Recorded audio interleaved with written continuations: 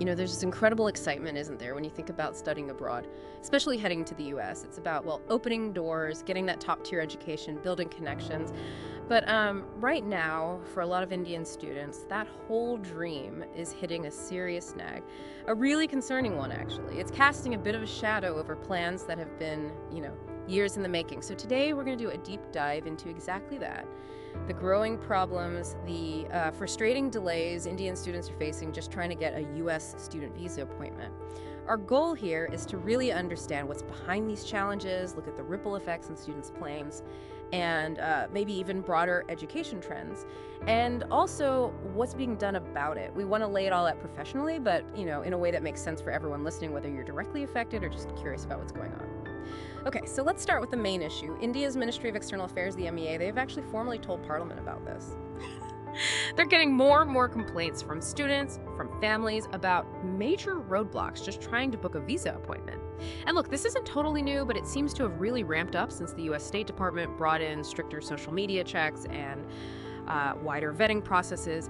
What we're hearing is that thousands of visa slots are just getting, snapped up within minutes. Literally minutes, which leaves so many qualified students just stranded, really. It's agonizing. You do all the prep, get the acceptance, then bam, you hit this wall. We're hearing it's especially bad in places like Hyderabad. Students there are reportedly looking at waiting times over 2 months. 2 months, just for the appointment. Exactly, just to get in the door. It's a massive bottleneck, unlike anything we've really seen recently. That's a really critical point, and it makes you ask, why? Why this specific bottleneck now? From what we can piece together, these enhanced checks, the vetting, while the idea might be security, the practical result seems to be huge logistical jams. And yes, what people are calling appointment freezes. Appointment freezes. What does that mean exactly? Well, it's not just that slots are scarce. It can mean periods where almost no new slots are released at all, or sometimes existing appointments get canceled out of the blue. It just leaves students completely in the dark.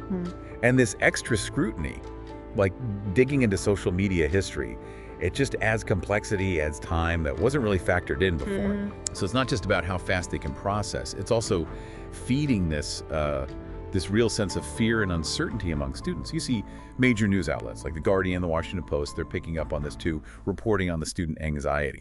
It kind of suggests a bigger shift maybe in how applications are being viewed, and that's having effects beyond just India. And the immediate fallout from these delays, these freezes, well, that's where it gets really concerning, quite alarming actually.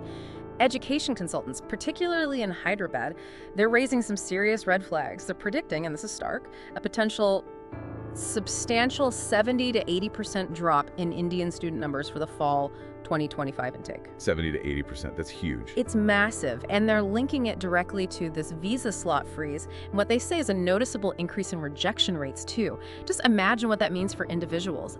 Thousands of students, their plans completely upended.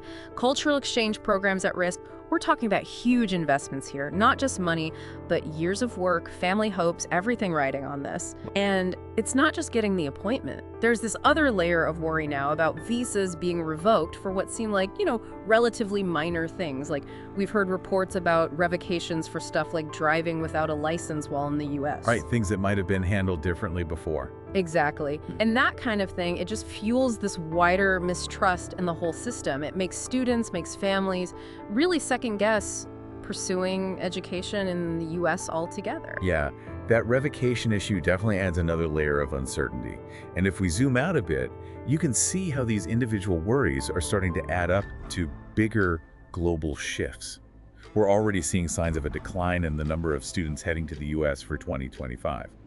Consultants, especially those run by students themselves, they're noticing this clear trend, students increasingly looking at other options. Other options like where? Well, places like the UK, Germany, Canada. Yeah.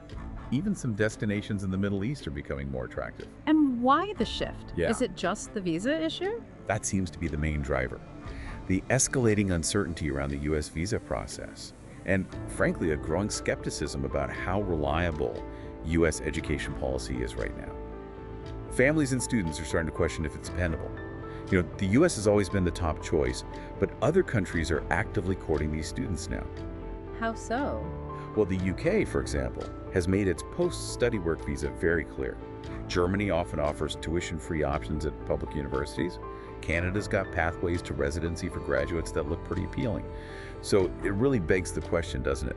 What does this mean for the decades-long educational bridge between India and the U.S.? That relationship has been built on so much exchange. Yeah. And maybe even more broadly, what does it do to the U.S.'s reputation as the global hub for education and innovation? It's not just about student numbers. It touches on soft power, future research, economic contributions. It's all connected. That really puts it into a wider context. So, okay, given all these impacts, what are people actually doing about it? What actions are being taken? Well, on the Indian side, the government, the MEA specifically, they've been talking directly with the U.S. Embassy and the State Department. They're pushing for immediate relief and asking the U.S. to reconsider measures that are blocking student movement. So direct diplomatic engagement. Yes, exactly. India's position is pretty clear. Timely visa approvals are crucial. They don't want academic schedules disrupted, and they want to maintain those important educational ties. They've also basically said, look, decisions should be based on the individual student's application, on merit, not held up by these operational log jams or, wider political stuff. Makes sense. And interestingly, it's not just India pushing. There's been quite significant bipartisan action over in the U.S. too.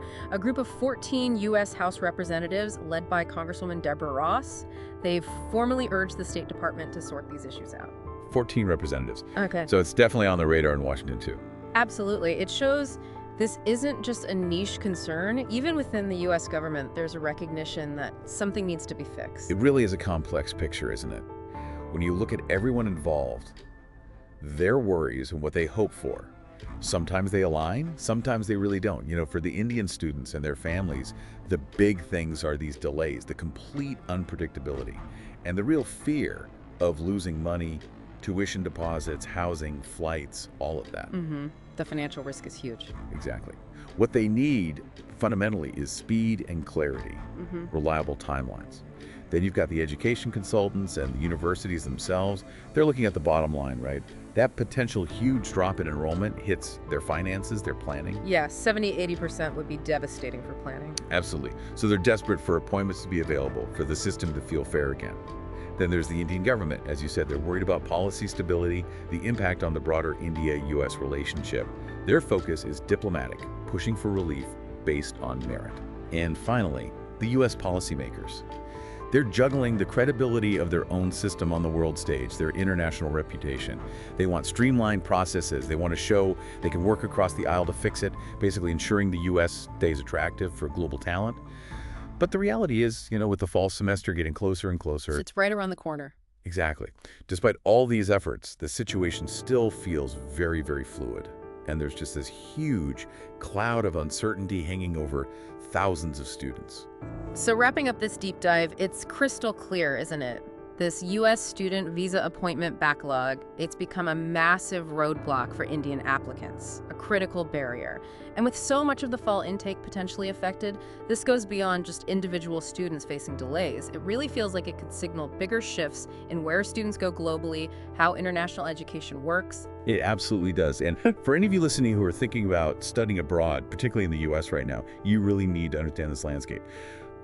First piece of advice, use your voice. If you're facing these issues, share your experiences through the proper official channels. Advocate for a system that's efficient and based on merit. And of course, make sure your own application is absolutely complete and accurate. Don't give them any easy reason for delays. Good point. Dot your I's and cross your T's. Definitely. But also be prepared. Be aware that processing times are unpredictable right now. There can be operational delays out of the blue. Yeah. Think really hard about the financial side. What happens if your start date gets pushed back? What if you suddenly need to look at Plan B? Plan B being another country. Potentially, yes. Stay glued to official updates from the government, from the embassy. Things can change fast. Policies, appointment slots. Don't rely on rumors. And honestly, this might be the most important caution right now. Maybe don't put all your eggs in the U.S. basket. Given these trends, having backup options, looking seriously at the UK, Germany, Canada, maybe even those Middle Eastern countries we mentioned, that could be a very smart move as you plan things out. That's really practical advice. This situation, it really underscores that this isn't just about visas. It feels like a real inflection point, potentially reshaping global education flows and, the whole landscape of student mobility. It's definitely something we need to keep a close eye on. Agreed. All the best, and we will meet again with another important matter again.